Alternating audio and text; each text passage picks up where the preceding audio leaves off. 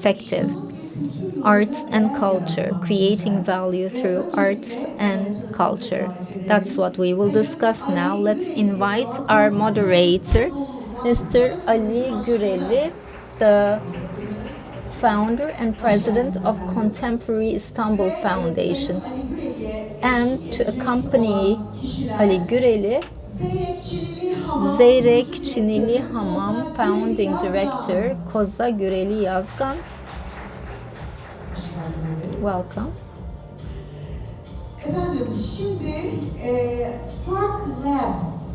Fark Labs founder Büyükküşoğlu, Serter.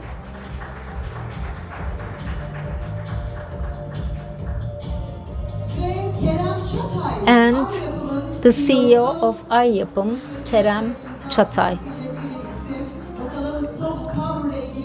Let's see what these four successful people say about soft power. You have 35 minutes. The floor is yours.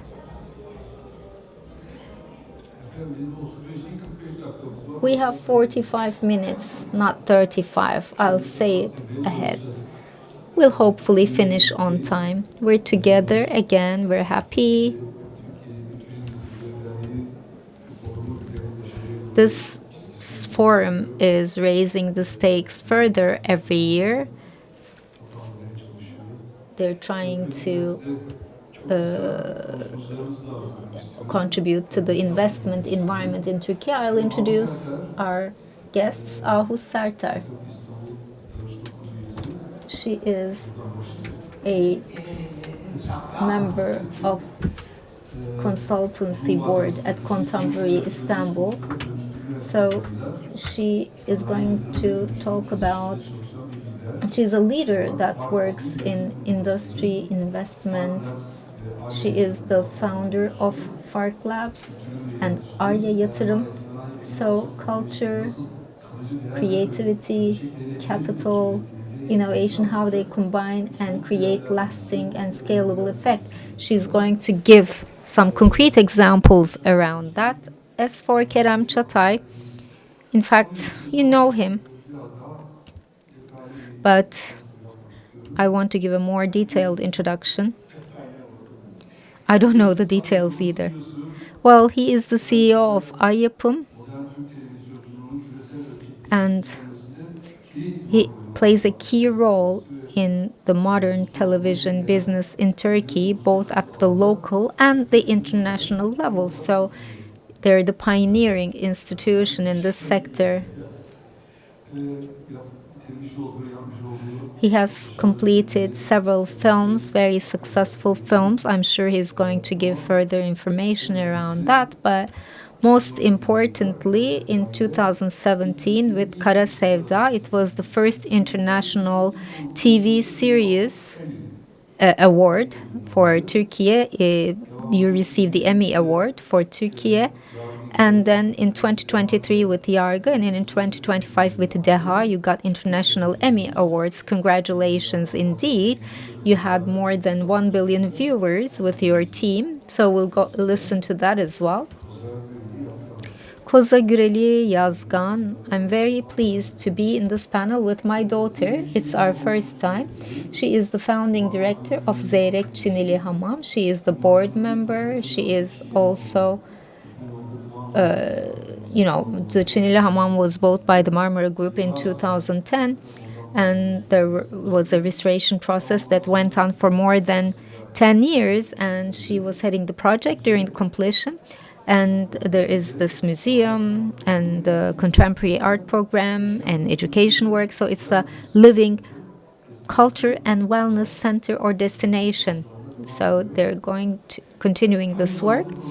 And at the same time, Koza, Güreli, Yazgan is working on the development of arts, supporting of artists, and talking about the soft power in the world. She is the board member of the Saha Foundation, Saha Association that runs this work, and Turkey Tourism Investors Association. She is a member of board and she continues her work there.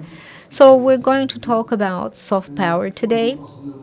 In fact, most of you may be familiar with this content.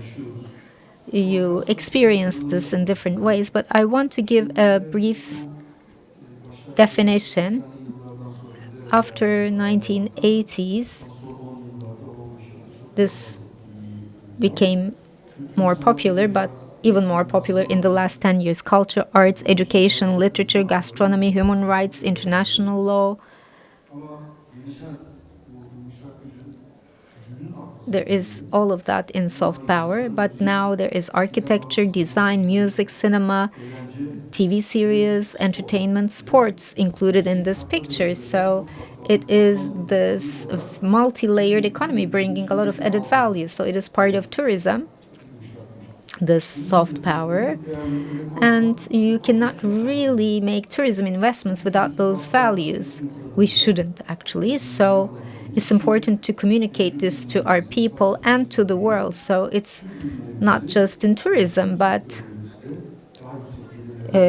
we can have much higher revenue in all sectors. We can increase the brand value in all sectors this way, and we can establish our future investments around those values. So diplomatic and commercial walls can be overcome through these soft powers. You can actually enter the hearts with soft power and overcome those barriers. You can break prejudices and perceptions. You can enhance the dialogue between people and institutions thanks to this. And I think this is the most important aspect of that soft power. Turkey uses its soft power to generate great potential. There is a cross-section of Turkey and Middle East and Asia, and Turkey is a hub of cultural transfer. This geography allows us to do that. And at the same time, Turkey has a unique advantage. There is a lot of uncharted archaeological sites, and they come with their stories. So it is a very strong raw material that increases the quality of tourism. Nikea, it's in Muğla. It's close to Yatan. It's a new city. And there are some recent excavations in the city, and I had the chance to follow it very closely. And what really matters is the story of that city. It has a very valuable place in the world. It has a lot of power to impress people. And Turkey is filled with such stories, true stories from history, and this is a great power that we shouldn't overlook. So I think this is a wealth that is even more important than oil. So as a result, destination matters a lot. The cultural agenda is not only a marketing tool. We cannot only see it as a marketing rule. It is the product itself. Cultural agenda is the product itself. So the stories about destination is the true spirit of the product. So in recent years, I think I took a bit long. There is this growth in the world economy. There are culture investments. There are iconic architecture, large-scale tourism investments in the MENA region, Middle East and North Africa region, and in Asia as well. So there is this action in these areas. After the oil era, the Gulf countries are placing arts in the heart of the transformation process. And in this competition, those who win are not just those who build hotels or marinas or other tourism products, but they are the ones who provide destinations or cities that give an answer to the question, why should I go there? And in this way, high-quality visitors can be increased. So let's start with Ahu. Ahu has a very multifunctional area of activity. It's very hard for me to summarize that, but I already talked about what she does a little bit. So If you could please share your perspective, and you're doing very futuristic works, and you are encouraging young people's minds to be prepared for the future. So let's hear from you. Thank you very much for inviting me. I mean, I am involved in tourism, yes, but compared to what you guys do, ours is like a hobby, really. But we try to stand out in everything we do. In 2006, Casa del Arte was opened, the first art hotel of Turkey, and we were basically seeking an answer to the question, how can we share Turkish art in spaces other than museums? So when we look at it from the industrialist perspective as well, we are basically trying to create added value in products that we produce. And we are all pursuing the same thing in different sectors, really. And arts and culture, I believe, is a very important part of everything we do. And I think it's a great resource that we have in Turkey. We are sitting on top of a gold mine, but we're not aware of its value, I think. I mean, yes, of course, we're doing a lot in the recent years. The youth are doing incredible work. The things you do really make us stand out. But to create a tourism destination, we say infrastructure, roads, and air routes and airports. But no, we need to have culture and arts that goes centuries back. And we have that. But how much are we utilizing what we have when we are doing tourism investments? I mean, I call these rental share versus mental share. We are always talking about rental share, like this many rooms in this hotel. So it's math and Excel. Nice, okay. But we need to look at how we can include people with expertise that can improve the experience of those that come. So basically, we need to try and answer all of these, and that's what I try to do. And for travel and leisure, we got the rights for Turkey. And now they're saying, are you entering media? And no, I mean, yes, I did, but my aim wasn't to be in media. I just want the development momentum not to be linear, but I want it to be rapid. So I'm trying to do anything. I want to give you an example, and I think it's quite striking. In the entertainment sector, if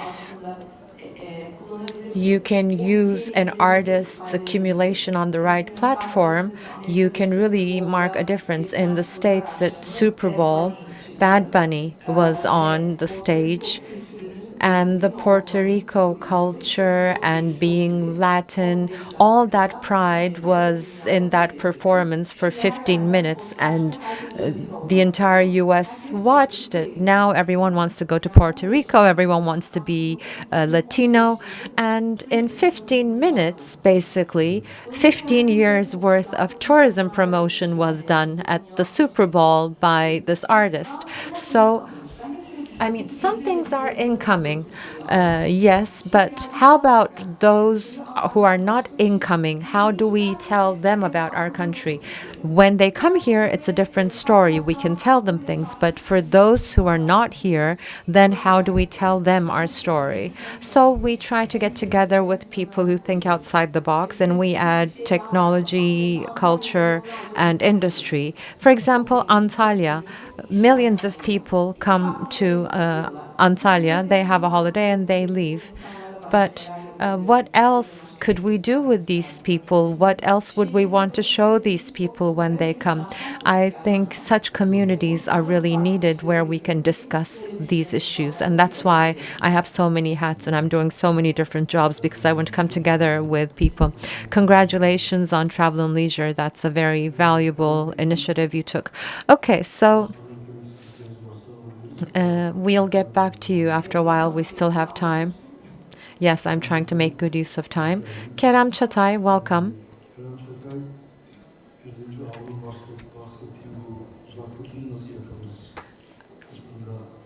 I think you are very successful in what Ahu just mentioned about how we can reach the ones that are not incoming, that are not here.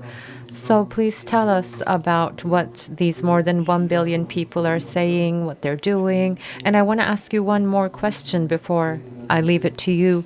Now, we said that it is very important to reach people of higher incomes and to bring over high-level tourists. For Spain, the spending of a tourist is $1,750. With us, it's $1,028. So how do we increase that? Okay, well, when we say soft power, this is what I see. I could be part of a generation that had soft power applied to them when I was young, because when I was growing up, before I even went to San Francisco or Miami, I knew about them because I saw it on TV shows and I wanted to go there and see it. But now, basically, we are able to achieve this. People are generating curiosity about Turkey. Okay, sea, sun, and sand are here, but what else? Because it ends at one point. I'm not in tourism, but basically I can see that. Why would someone want to come again? Well, imagine the spendings of someone who comes to Turkey during a culture and arts fair compared to someone who comes and just sits at the hotel all day. So we need to look at all of that. Of course, our priority is not to contribute to tourism. Our priority is storytelling. But then sometimes that story is coming together with a very real location, and this could be the Aşk-ı Memnu house in Istanbul, or it could be something in the city of Mardin. And if it's convincing, if it's real, then it has an impact. In 2025 in Mardin, there were 1 million stay nights, and there were 4 million visitors, and this is much higher than the previous year. And this I heard from the local tourism associations there, and there were various impacts, and a TV show is one of them. And that TV show now will be streamed abroad as well. And so I'm hoping that there will be foreign tourists incoming to the region as well. And our cause is about the story. It needs to be realistic when we tell a story. So a good TV show that is successful in Turkey can reach 1 million people across the world. And it's mostly people above their 40s who prefer Turkish TV shows, and it's mostly women. And across the world, they are the ones who are the decision makers for TVs anyway. So this can create impact. But if you ask me, how can we take this further? Well, I'll repeat it. I would be lying if I said this is our priority when we are producing TV shows. It's not. But maybe you could say it just here. Well, yes, but next week, the minister is going to announce this, and he talked about this at a press conference. There is a new law about TV show incentives, and the Ministry of Culture and Tourism and the Turkish Tourism Promotion Agency will have some focus areas, and TV series with episodes that focus on these focus areas will get some sort of support. And now it's going to be part of the law. This was already happening through various grants and things, but this is now a new system, and this will be interesting for us as well. And hopefully, if we can build this relationship well, then there is a competitive advantage that can be created. And this is important, soft power, because as I said, when I was a child, I was curious about other countries through TV shows. And now we are achieving that for our country as well. And I think in 2-3 years, we could really be talking about a very different thing. And I'm sorry if I really went off topic. Can I add something? Now, Emily in Paris, for example, it was Paris, then Emily went to Rome with her boyfriend. Yeah, they're going around. Yes, because local governments are becoming aware of the power this is creating in terms of soft power, and there is a huge fight between Paris and Rome. I know they're offering big money for this series to go to their cities. So soft power is becoming big power, really. And now the Museum of Innocence turned into a TV show, and you've probably read the book, Orhan Pamuk's book. So it is a literary piece that is very popular already. Then there is a museum, and it was very attractive to tourists already. We had it on the cover of InStyle. Yes, thank you. But I am basically talking about the power of collaboration here. And I am kind of talking about what we do end to end. When we work all together, the impact we create is huge for everyone. And now, if we can achieve the cover of In Style abroad through affiliates, then it will be even better. So I think we need to think more and be more creative. For the Museum of Innocence, with the special ask of Mr. Orhan Pamuk as well, we made sure that it is streamed in 192 countries at the same time. It starts this Friday. So someone from Argentina, if they watch it, for example, if they understand that museum really exists, hopefully we'll have crowds on that street. Maybe the street residents will be disturbed, but it will be an achievement. I mean, for example, the Balad streets or the Aşk-ı Memnu house or what's going on in Mardin right now, this relationship is good for us. So at the end of this, we can have a more curious group of tourists that come.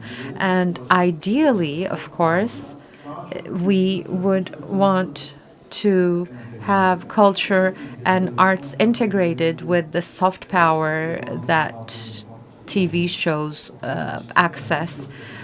Because I believe people who come as culture and arts seekers, then they would spend more money. We would want to see you at Zeyrek, Çinili, Hamam, the Turkish bath as well. Are you sure? Because we come as a team of 100. Okay, so now I'll move to Koza. I talked about it at the beginning of the panel, but I'm pretty sure that this will be interesting to many people. And this project, I believe, sets a great example for all capital holders in Turkey. So let's hear it from you. Well, of course, I'm here with my Zeyrek Çinili Hamam hat, but I want to talk about our journey as the Marmara Group. In the 1990s, we started in Turkey in hotel investments, first in Istanbul, then Antalya, and then to Bodrum. And finally, we found ourselves in New York. In terms of management strategy, we always wanted to support culture and arts and embrace cultural heritage. It was part of our policy. And the first example of this was the Esma Sultan Pavilion. And we took it as a historical landmark, and it has gained a new function now, and it's part of our lives. And then our Zeyrek Çinili Hamam journey started. And I want to talk about its history a little bit, because right now the value it has is actually positioned on its historical background. It's in Zeyrek, and Zeyrek is in the UNESCO World Heritage List as a neighborhood. And when we first bought it years ago, it was really in a bad position, and we didn't know the story. We thought it would just last 3 years and it would turn into a nice Turkish bath. But the Turkish bath had other plans because when we started digging, I mean, we didn't even know why it was called the tiled Turkish bath, Çinili Hamam. There were just 6 tiles on the wall, but as we started digging, we saw that that was not the case. Then we had to start working with archaeologists, and we built our own archaeology team, and then we started to pursue the traces of these tiles, and we found them in the British Museum, Victoria Lambert, and we started working together with the people in these institutions, and we created a 3D model of these tiles, and we discovered that there are 37 different patterns created for the tiles in this Turkish bath. And it was built in the 16th century by architect Sinan, and Barbaros Hayrettin had commissioned him to build it. I forgot to tell you that at the beginning. So in addition to these tiles, we went back all the way to the 5th century, all the way to the Roman, Ottoman, and Byzantium Empire. So many different objects that were uncovered during the excavations. And at that point, we decided that we had to build a museum next to this Turkish bath as well. And towards the end of this adventure, towards the end of this restoration, we also discovered a Byzantium cistern, and on the walls of this cistern, there were some mysterious ship graffitis, and we are still researching about those, and we wanted to turn that into a contemporary art space. So in the cistern now we invite international artists every year, and they work together with some Turkish craftsmen, and they produce together, and all this interaction really produces amazing things. And of course, we are always trying to position this around the culture of a cistern, a Turkish bath, and, washing and bathing, basically. And all of our partnerships with designers, Hüseyin Çağlayan, for example, has a collection, and he creates a blouse based on the way you would tie a peştemal, a Turkish towel, and it turned into a culture and wellness destination. It's 3,000 square meters with its museum and cistern, event space, and library. So it turned into this incredible destination. And Zeyrek was actually a neighborhood not even Turkish people knew about. They wouldn't know how to get there. But through this Turkish bath, the Zeyrek neighborhood also transformed. The little sellers there who used to sell meat products now are selling soap, for example. So basically, what I'm trying to say is, as a result of all this effort, and the Turkish bath was opened in 2023, and since then, 4 times we were on New York Times, Financial Times, Washington Post, and we were in the Times 100 Places to See list in 2024. So as Ahu mentioned, all of this comes from this archaeological richness, this heritage we have. And this is a very well-structured experience. That's why we managed to make it up on the stage today. It took 13 years, you said? Yes, 13 years. Wow, congratulations.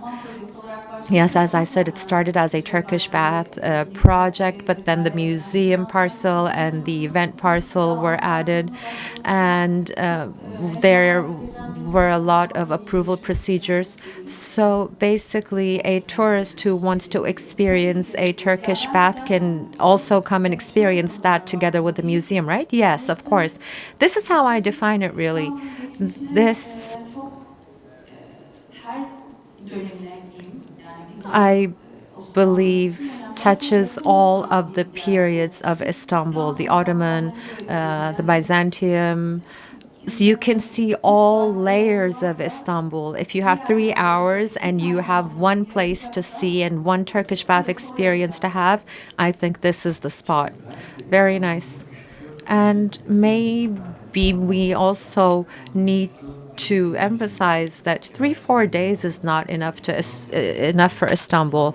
If we're talking about Istanbul right now, I mean, if you're coming to Istanbul and you really want to discover it, you're really curious about it, you can't just stay here for 3-4 days. And people need to understand when they come that they should come back. That's what we need to market to them.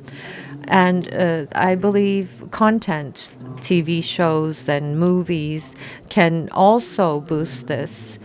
Museums, just like the Museum of Innocence TV show we're talking about. So as a sector, we're ready for partnership here. And I believe this new law that will provide incentives for us will also pave the way.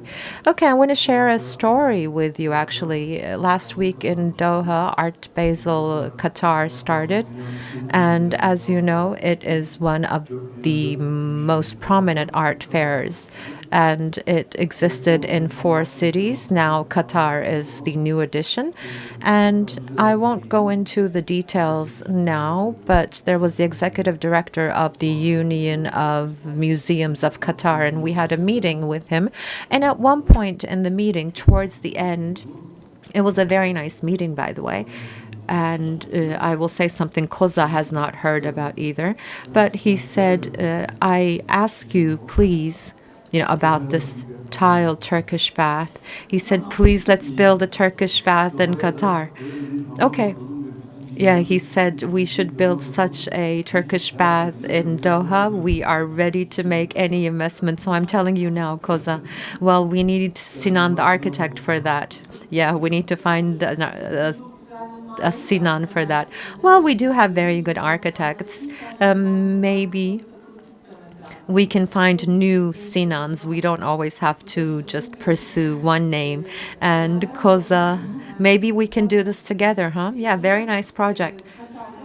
And by the way, in Qatar, a week before you, Web Summit was there, the biggest technology fair, one of them. And yeah, it was at the same time. Well, basically, cities have this perspective. People who are interested in technology have a lot of money, so they want to bring them over, and when they're there, they want to show them arts and culture as well, and museums, and then maybe keep them there so they can invest. So it's a very holistic approach. In our country, I work with the Ministry of Industry as well, due to my different hats. But everyone is looking at things from their own perspective only. But that's not the case. I think we can do much more. And I think our communication is very fast in Turkey, and we are very good at persuading one another.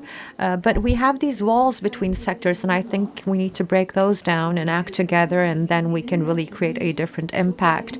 And GCC is a great area for expansion for us. I mean, who better than Turkey could help them reach these dreams they have? We could be an accelerator for them. There's something I missed. Did you say you took that summit? No. They organized Web Summit, but now people are saying, let's get this summit too. And yes, we get it. But we shouldn't focus on one summit. For example, tourism technologies should be added into a technology summit as well. Or maybe you can include a technology topic to this event. I think those are the things we can do. And I think I've used up all of my time. So we are coming towards the end of our panel. We won't go past our time too much. Is there anything else you want to add? We would like to hear that from you. And if not, I'll just close the panel so I can share a different perspective with our audience. Well, based on a research study, in the next 20 years or 23 years, $84 trillion of money will change hands through legacy. $84 million is a lot of money, and when you look at its distribution, the baby boomers, that is us, 46 to 64, born between 46 and 64, 60 trillion will change hands through inheritance, and 30 trillion for Generation X, and for Millennium X, born between 81 to 1996, 27 trillion, and Generation Z, born after 1997. So maybe they'll live for 150 years. So that's $11 trillion. So this money, how is it going to be managed by different sectors? So how can we bring this money to art? This has to be managed by large companies. So wealth changing hands through generations, and a high quality tourism communication and language has to be designed. In fact, that's what it all boils down to. And how can we make use of this more as a country? So this is what we have to be thinking about: culture, art, tourism investments, new generation revenue. This is revenue. Half of that money will switch to women, by the way. The world's assets, half of that will switch to women. And when in the first year, women change two things. One is their lawyers from their former husbands, and the other is their financial consultants. So women are the new customers, and they don't seem to be very happy with the way the world is managed. So if you're talking about how the money will flow to arts, when women have the money, naturally that will happen. Well, great then. Like in the example of Koza. So longer stays, women spending time with more joy, more spending, and a stronger brand's perception, a more sustainable destination economy. So experience economy generated by soft power. Turkey has a lot of strengths, so it's all about planning it, using this potential well, and we're all part of this one way or another. But there is one thing to close with. We described soft power in the beginning: education, human rights, and law. We need to value those more. In order to progress more, we have to show more sensitivity to these topics to be successful. Thank you.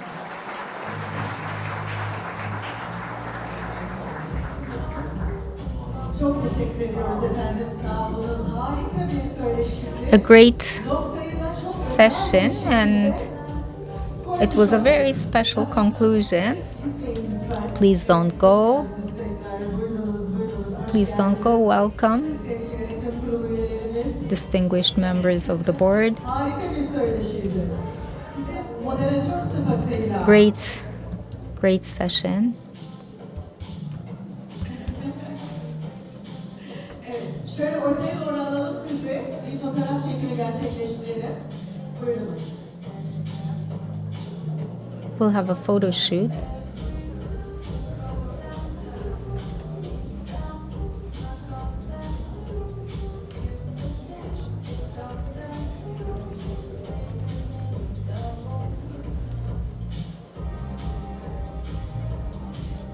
Tekrar çok teşekkür ederim.